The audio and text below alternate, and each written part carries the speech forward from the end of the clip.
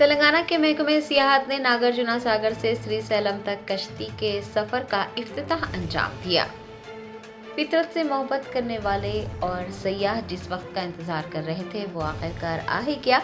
تلنگانہ کے محکمہ سیاحت نے کرشنا ندی میں سیر کی سہولت فراہم کر دی ہے۔ ہفتہ 2 نومبر کو محکمہ سیاحت نے ایک ٹور پیکیج شروع کیا۔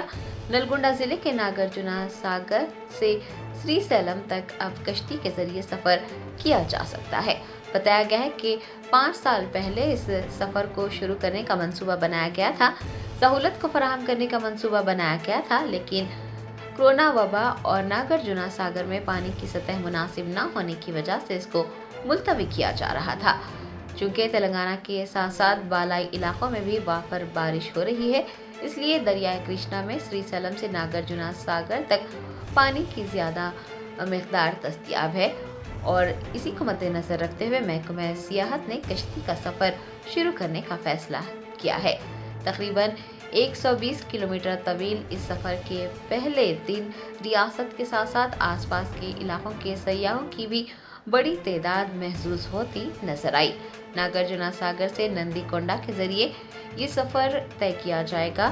ایلیشورم، سیلیشورم، مشرقی گھاٹ اور نلا ملا جنگل کی خوبصورتی بھی دیکھی جا سکے گی۔